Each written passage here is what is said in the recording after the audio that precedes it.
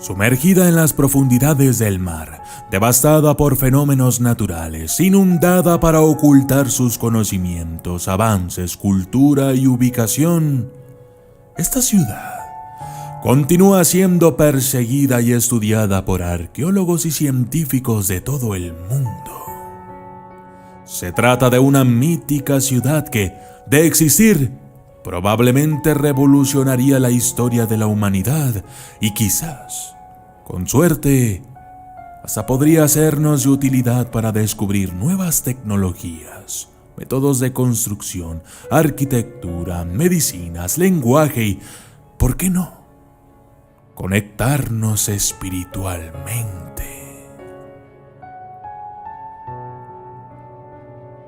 Yo soy el documentalista y esto es Atlántida, la ciudad perdida.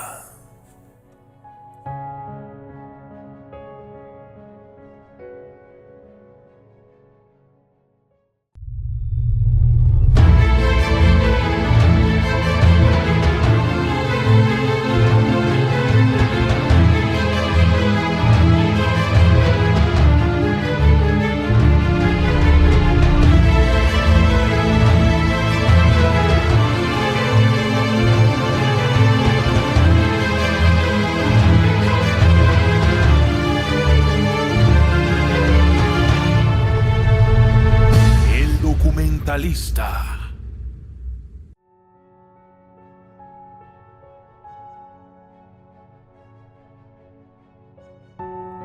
En Timaeus y Critias había 4 personas presentes en una discusión: Critias, Hermócrates, Timaeus y Sócrates.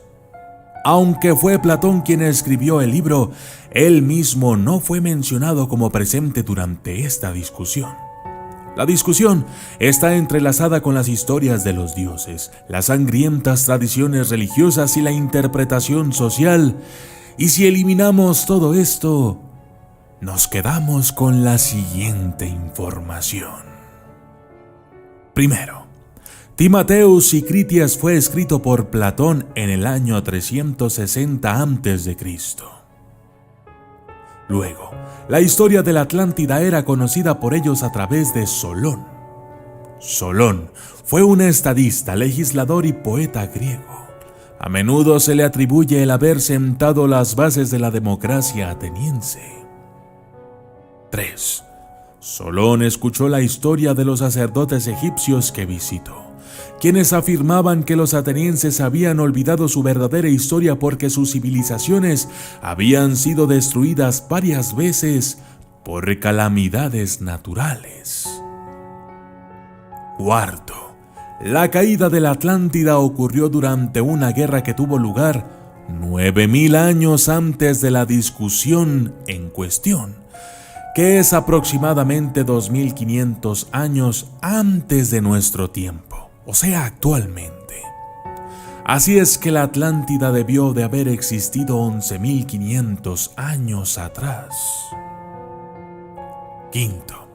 El evento tuvo lugar incluso antes de la época de Teseo. Teseo fue el mítico fundador de Atenas. Atenas, la capital de Grecia, ha registrado una historia que abarca de unos 3.400 años, con la presencia humana más antigua alrededor de 11 y 7 milenios antes de Cristo. 6. La guerra fue entre los que vivían fuera de los pilares de Heracles y los que vivían dentro. Los pilares de Heracles son 2 puntos que los antiguos griegos creían que marcaban el límite de su mundo conocido. Los puntos son 2 tierras altas que sobresalen en el mar. Uno está situado en el territorio británico de ultramar de Gibraltar, al suroeste de Europa, en la península ibérica, flanqueando la entrada al estrecho de Gibraltar. Gibraltar está rodeado por el mar Mediterráneo y no tiene contacto con el océano Atlántico. El otro es, posiblemente, Jebel Musa, que significa el monte de Moisés, en el lado africano del estrecho, es decir, en Marruecos. Una investigación seria sobre la Atlántida nunca fue sencilla. Autores de ciencia ficción, películas y otros trabajos creativos de la cultura popular, eventualmente capitalizados en la popularidad de la historia y contrariamente al relato de Platón, con el tiempo convirtieron a la Atlántida en una sociedad ultramoderna con máquinas voladoras y tecnología mucho más allá de la nuestra. Recientemente, un estudio de 4 años que incluyó un análisis exhaustivo del trabajo de Platón estableció que los errores graves de los primeros traductores permitían los mensajes mezclados en el documento traducido. El reciente estudio no solo situó decisivamente a la Atlántida en el mar Mediterráneo, sino que concluyó con el descubrimiento e identificación de una isla prehistórica sumergida que en todos los sentidos coincide con la Atlántida de Platón. Mientras que en el pasado se pensaba que encontrar la Atlántida era más difícil que ganar la lotería, ahora hay un sitio tangible donde todas las características físicas de la descripción dada coinciden.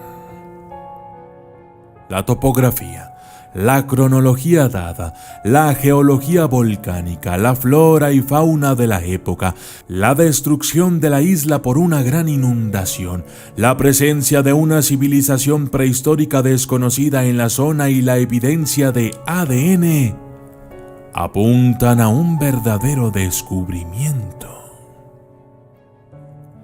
Más específicamente, el estudio muestra que alrededor del año 9600 a.C., cuando según Platón la Atlántida estaba sobre el agua, las modernas islas Cícladas estaban conectadas por la meseta de las Cícladas, un terreno plano, ahora 400 pies bajo el nivel del mar, que formaba el cuerpo de una enorme isla. Cuando comparamos esta isla prehistórica con la Atlántida de Platón, inmediatamente se hace evidente que esta debe haber sido la tierra de la que hablaba Platón. Su región norte estaba formada por montañas que llegaban hasta la orilla. Debajo de la región montañosa había un valle oblongo de 555 kilómetros cuadrados.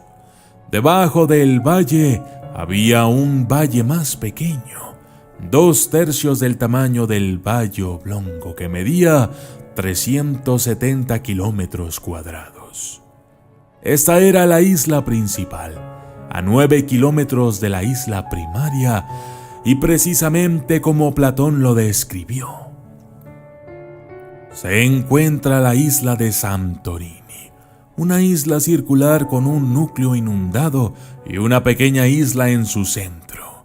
Santorini, una isla dentro de un entorno insular, un volcán marino con un centro colapsado. Antes de la erupción volcánica del 1600 a.C., tenía una sola abertura en su anillo exterior que permitía a los barcos entrar en su caldera acuática. La consecuencia de encontrar a la Atlántida alrededor del 9600 a.C. no deja duda de que Platón basó su historia en un escenario real y en una civilización prehistórica conocida por los antiguos griegos, que para comunicar con éxito algunas de sus ideas filosóficas, divinas contra humanas, sociedades ideales contra corruptas, llenó de materia familiar de épocas posteriores, incluyendo detalles de la era minoica con la que estaba más familiarizado. La existencia de un sitio coincidente alrededor del 9600 a.C., en esencia, prueba que Platón hizo exactamente lo que Homero hizo con Troya 400 años antes que él. La Ilíada de Homero era una historia totalmente ficticia que giraba en torno a un escenario real y a un incidente histórico que tuvo lugar 600 años antes que el propio Homero. La superisla de la meseta de las Cícladas, la Atlántida de Platón, fue ahogada por el mar alrededor del año 8000 a.C. durante el rápido ascenso del Mediterráneo y justo antes de la inundación del Mar Negro. Por cierto, en esta época, el lago Agassiz, un gigantesco lago glaciar en Norteamérica, también se abrió y comenzó a desaguar en el Atlántico. Cabe destacar que el lago Agassiz cubría un área mayor que todos los grandes lagos juntos, 440.000 kilómetros cuadrados, y a veces contenía más agua dulce que todos los lagos del mundo en la actualidad. El flujo total del agua dulce que salía de este lago era tan inmenso que los científicos creen que elevó los océanos de todo el mundo hasta 9 pies y produjo el evento de varios años que siguió a una mini edad de hielo que duró 400 años. Este cataclismo global al final de la última edad de hielo, que finalmente elevó el nivel del mar en 400 pies, no solo borró nuestra historia temprana, sino que también podría ser el evento al que todos nos referimos inadvertidamente como la gran inundación o el gran diluvio. En cuanto a la isla continente, el último estudio demuestra cómo la referencia de Platón al continente americano se malinterpretó en la de la Atlántida.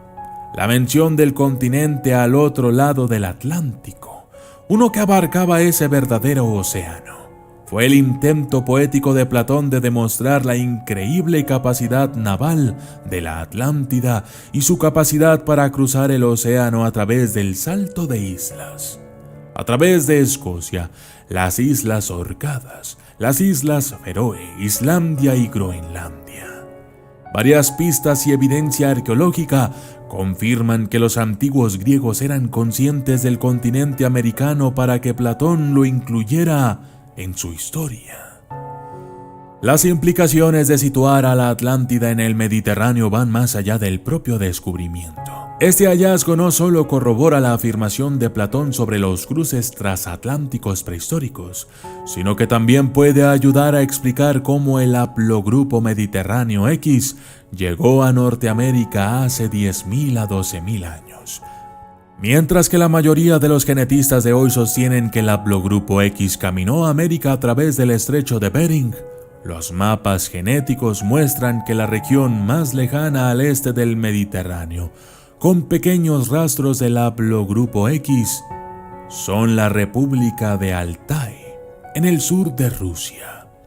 No existen rastros del haplogrupo X entre la República de Altai y la región mayor de los Grandes Lagos. Si el haplogrupo X se infiltró en Norteamérica a través del estrecho de Bering, ¿por qué entonces la mayor concentración del haplogrupo X fuera del Mediterráneo existe alrededor de los Grandes Lagos y no en Alaska o a lo largo de la costa oeste? Y lo que es más importante, ¿cómo explicamos que también en Escocia, las Islas Orcadas, las Islas Feroe e Islandia, esencialmente todas las islas en Norteamérica, desde Europa, existen grandes rastros del haplogrupo X? En general, y personalmente, creo que la Atlantis o la Atlántida realmente existió, pero que se trata solo de una civilización común. No poseían supertecnologías ni eran más avanzados que nosotros. No obstante, la historia sí que resulta fascinante.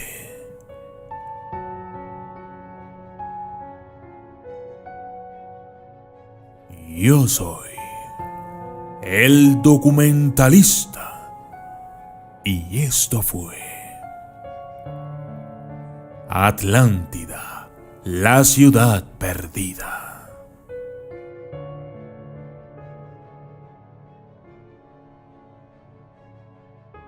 Saludos especiales para Paco Duarte, Irma García, Val Garcerán, Federico 40, Nehemías XYZ, Josué Díaz, Elías Santos, Dash PSY, Juan Esteban Álvarez Siquita, Eric Greco Falarcón Nelson, Said Arias, Javier Organis, Iván Morales, Hamelin Neckmer, DNB 369, Jesselyn 29, Guasón 2099, Alfonso Carreno, Luis Pérez Mesa, Emilio Carnaghi, Brian, Juan Diego, Sonia Contreras, Juan Ramón Sánchez Bautista, Israel Amaro y Patti Rivera. Gracias y hasta la próxima.